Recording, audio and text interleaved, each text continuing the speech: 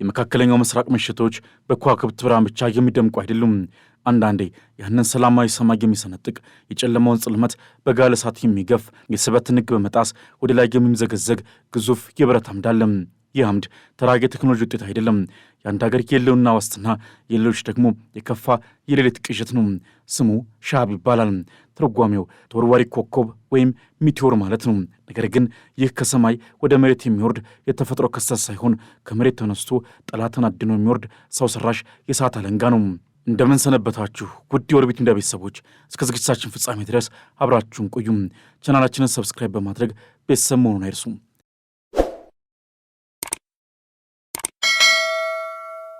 ዛሬ የምንተረከው የኢራን ሚሳኤል ፕሮግራም የጀርባ አጥንት ተብሎ ስለሚጠራው የኃይል ሚዛንን ስላዛባውና የቴህራንን ክንድ እስከ ኢየሩሳሌምና ምስራቅ አውሮፓ ስላራዘመው ሻሃብ 3 ነው።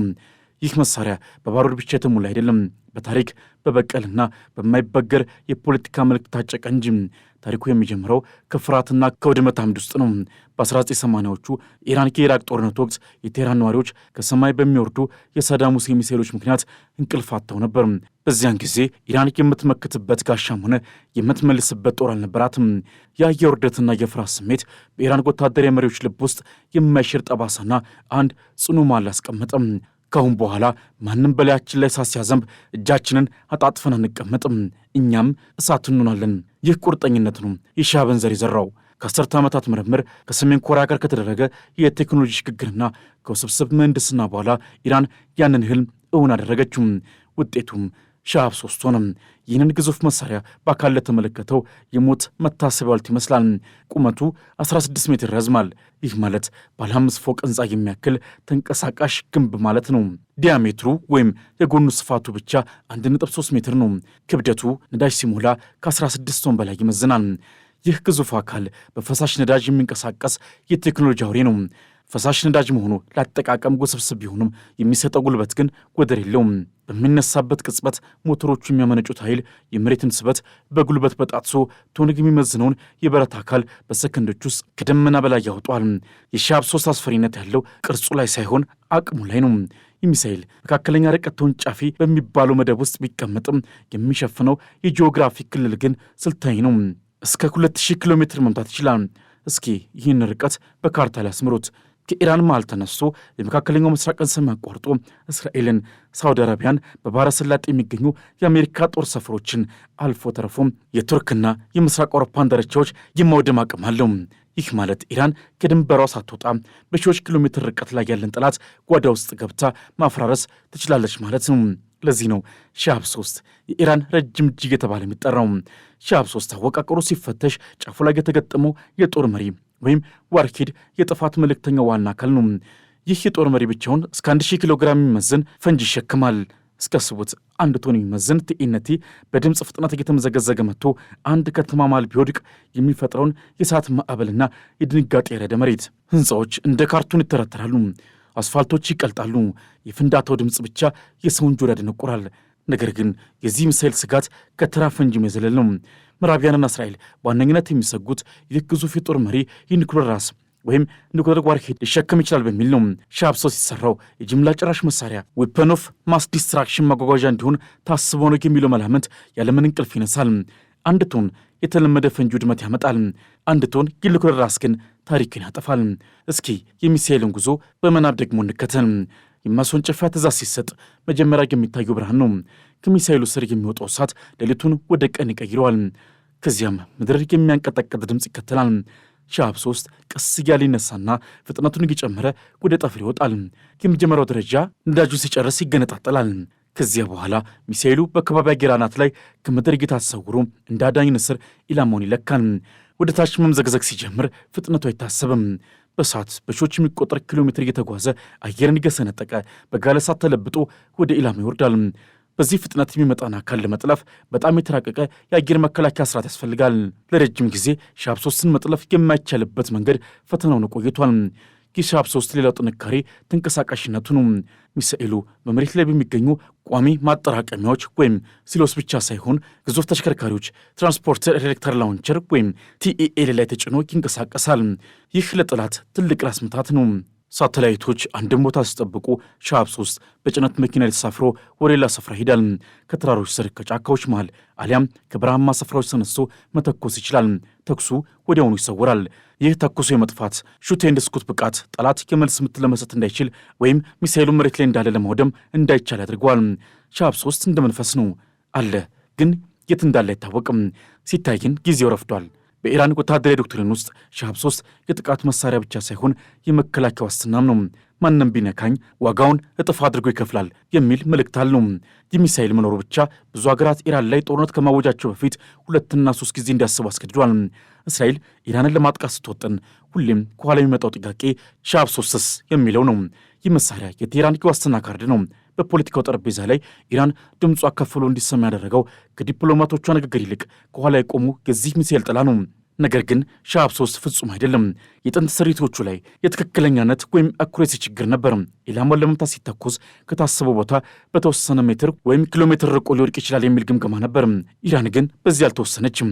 የሻሃብ 3 ዲዛይን መሰረት በማድረግ የበለጠ ዘመናዊ፣ የበለጠ ፈጣንና ፒንፖይንት ያላቸውን እንደ ጋድር እንዲሁም ኢማድ የተሰኙ ሚሳኤሎችን ማምረት ትችላለች። ሻሃብ 3 የሁሉም አባት ነው። የወለዳቸው ልጆች ግን ከነሱ የባሱ ጨካኞችና ኢላማቸውን የማይስቱ ሆኗል።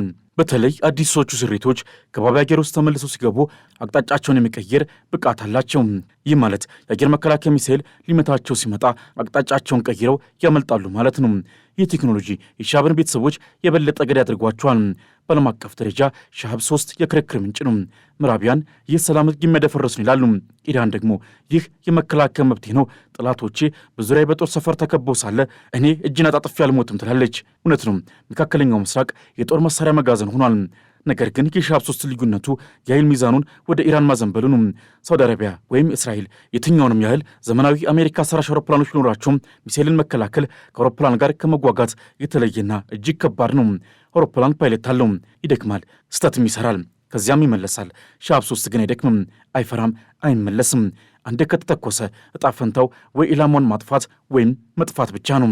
የዚህ ሚሳኤል ታሪክ የኢራን የቁርጠኝነት ታሪክም ነው። ማዕቀብ በበዛበት ዓለም ቴክኖሎጂ በከለከለበትና በኢኮኖሚ ጫና ውስጥ በነበረችበት ወቅት የራሷን ኢንጂነሮችና ሳይንቲስቶች ተጠቅማ እንዲህ ያለ ውስብስብ ቴክኖሎጂ መስራቷ እንዲሁም መሳሪያ ማምረቷ ለብዙዎች አስገራሚ ነው። የመሬት ውስጥ ከተሞች ተገንብተዋል። እነዚህ ሚሳኤሎች እንዳልተከማችተዋል። የኢራን ቲቪ አልፎ አልፎ የሚያሳያቸው ምስሎች ማለቂያ የሌላቸው የሻሃብ 3 ረድፎች በዋሻዎች ውስጥ ተደርድረው ይታያሉ። ይህ ለዓለም የሚተላለፍ ምስላዊ ማስጠንቀቂያ ነው። ብትነኩን ይህ ሁሉ ሰዓት ይዘንብባቸዋል የሚል። ሻሃብ 3 የቴክኖሎጂ ውጤት ብቻ ሳይሆን የስነ ልቦና ጦርነት መሳሪያም ነው። ስሙ ሲጠራ በቴል አቪቭ ጎዳናዎች ውስጥ ያለው የልብ ምት ይጨምራል። በሪያድ ቤተ መንግሥት ውስጥ ውጥረትም ይነግሳል። ይህ የስነ ልቦና ተጽዕኖ ከራሱ ከፍ እንዳተወኩል ወይም በላቀ ሁኔታ ጠቃሚ ነው። ጦርነት ሳይጀመር ጠላትን በፍርሃት ማሸነፍ የስትራቴጂ ጥግ ነው። ሻሃብ 3 ይህን አሳክቷል። ዛሬ ላይ ኢራን ይበልጥ ዘመናዊ በጠጣር ነዳጅ የሚሰሩ እንደ ሲጅል እና ከይባር የመሳሰሉ ሚሳኤሎችን ብታመርትም የሻሃብ 3 ስም ግን እንደ አቅጣጫ ጠቋሚ ኮከብ ሁሌም ይነሳል። ምክንያቱም የኢራን ሚሳኤል መሰረት የመነሻ ነጥብና የአቅም ማረጋገጫ እሱ ነውና። ይህ ሚቲዮር አሁንም በኢራን ሰማይ ስር በምስጢራዊ የመሬት ውስጥ ምሽጎች ውስጥ ተኝቷል። ነዳጁን ጠጥቶ አካሉን አፈርጥሞ ትእዛዝ ብቻ ይጠብቃል።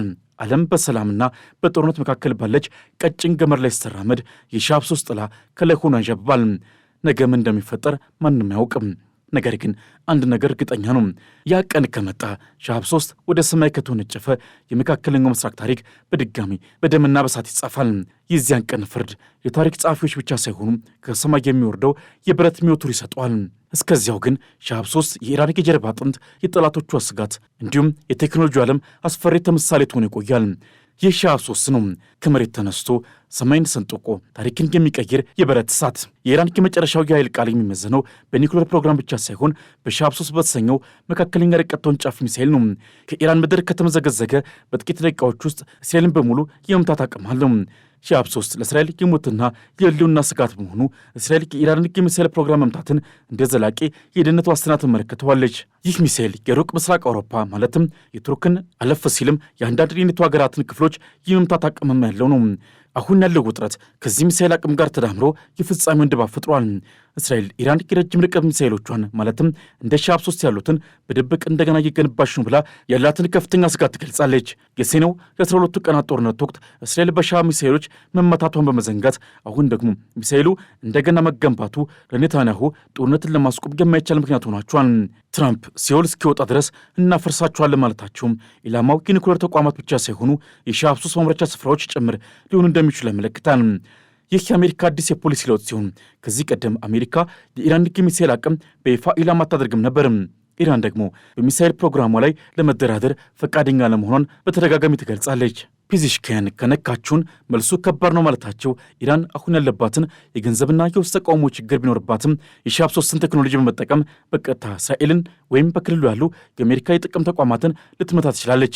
ኒውዮርክ ታይምስና ሌሎች የመገናኛ ብዙሃን እንደሚሉት የትራምፕ ጥረት ኢራንንና እስራኤልን በቀጥታ ወደ ትልቅ ግጭት የመምራት ዕድሉ ከፍተኛ ነው። ሻብ 3ና የሩሲያ ኦሬሽኒክ ሚሳኤሎች የዘመናችን ሁለት ታላላቅ የፍርሃት ምሰሶች ናቸው። ሁለቱም ሚሳኤሎች የኒኩሌር ጭነት የመሸከም አቅም ያላቸውና ዓለም አቀፍ ስጋት ናቸው። አሁን ያለንበት ሁኔታ የጊዜ እርቅ እንጂ የዘላቂ ሰላም አይደለም። ለዛሬ ያዘጋጀንላችሁ ሰፊ ትንታኔ ይህን ይመስላል። ሐሳብ አስተያየታችሁን ከታች ባለው የአስተያየት መስጫ ቦታ ላይ አስቀምጡልን። ቻናላችንን ሰብስክራይብ በማድረግ የደወል ምልክቱን መጫን አይርሱ። በሚቀጥለው ጊዜ እስክንገናኝ ድረስ ሰናይ ጊዜ ይሁንላችሁ።